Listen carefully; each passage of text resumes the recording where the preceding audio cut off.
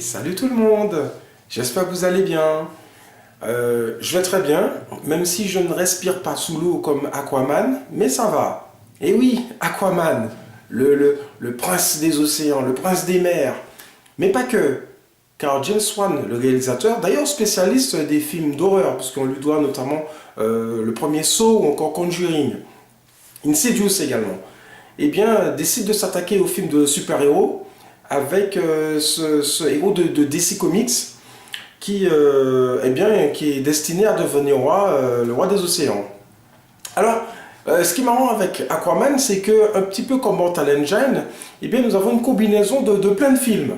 Et ça, c'est la grande mode en ce moment, c'est de faire des blockbusters qui prennent un petit peu à droite à gauche pour en faire leur propre sauce. Mais si dans Mortal Engine, ça ne fonctionnait pas du tout, avec Aquaman, il faut dire que la sauce prend dès le début. Avec en toile de fond, on va dire la légende du roi Arthur, ou encore les films comme Gladiator, avec une pincée de Star Wars. À un moment donné, on est dans même le jeu vidéo avec Assassin's Creed.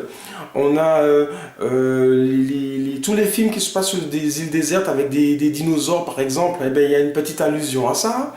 Bref, Aquaman, c'est vraiment une belle combinaison de tout ce qui a déjà été fait, mais dans un univers qui fonctionne parfaitement.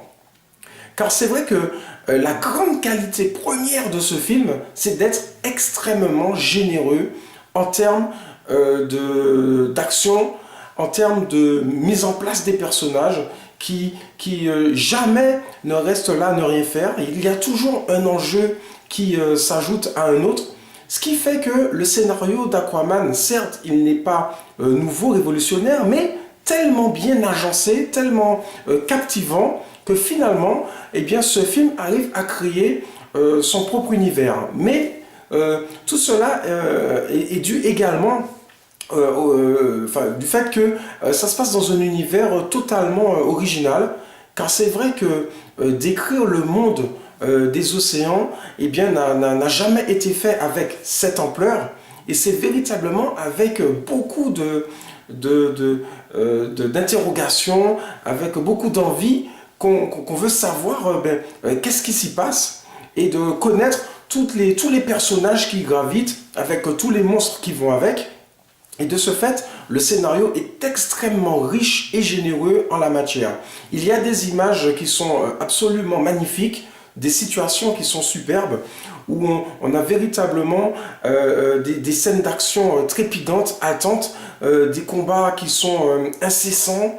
C'est vrai que le personnage d'Aquaman, il n'arrête pas d'affronter toutes sortes d'adversaires pour arriver à son but. Et si c'est vrai que le film est assez éprouvant à force, eh bien, il ne se fiche pas du tout du spectateur, car si vous voulez aller voir un énorme blockbuster qui soit véritablement généreux dans ce qu'il propose, eh bien, Aquaman est fait pour vous. Alors, c'est vrai qu'il y a quand même quelques défauts, et notamment dans les effets spéciaux, qui ne sont pas toujours réussis. Car c'est ce qui est dommage, c'est qu'avec un tel film, eh bien, ça aurait été beaucoup plus intéressant, on serait beaucoup plus captivé par ce qui se passe si certains effets spéciaux ne laissaient pas à désirer.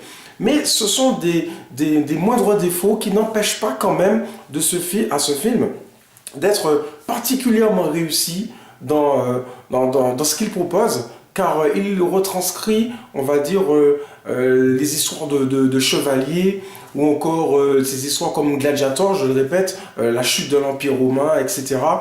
Où nous avons des histoires de famille, avec le frère qui veut tuer l'autre, qui veut tuer son autre frère, des histoires de père et de mère, des histoires de tribus, bref, c'est tellement riche qu'il faudrait encore un deuxième film pour pouvoir combiner tout ça. Mais ils y sont arrivés, et c'est déjà pas mal.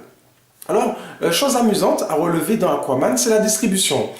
Quasiment tous les rôles principaux de ce film ont déjà été dans des films de super-héros, soit chez Marvel, soit chez DC Comics, ou voire même les deux. Alors, ce qui est intéressant, c'est de voir par exemple que Jason Momoa, donc il était déjà Aquaman bien sûr, il avait même repris le rôle de Conan. malheureusement. Alors, on retrouve Amber Heard, par exemple, effectivement, qui était déjà Mera dans Justice League. Mais chose intéressante, il y a Dolph Lundgren, qui, rappelez-vous, était le premier Punisher en 1989 pour Marvel. On retrouve Willem Dafoe, qui fait le rôle de celui du mentor d'Aquaman. Inoubliable méchant bouffon vert chez Sam Raimi dans la trilogie de Spider-Man, avec Tobey Maguire.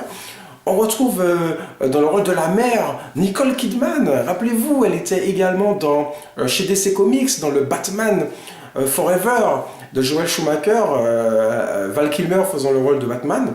Temuera Morrison, qui joue le rôle du père terrestre d'Aquaman, eh bien il était chez DC Comics dans Green Lantern, malheureusement. Et puis on retrouve Patrick Wilson, le méchant en chef, qui était le hibou dans les Watchmen de Zack Snyder, qui d'ailleurs est l'un des producteurs d'Aquaman. Et bien voilà, tout ce beau monde se retrouve dans un film finalement qui est très réussi dans ce qu'il propose, vraiment très généreux, et c'est la plus grosse de ses qualités. Eh bien, on plonge. Vous plongez avec moi? C'est parti, et à bientôt.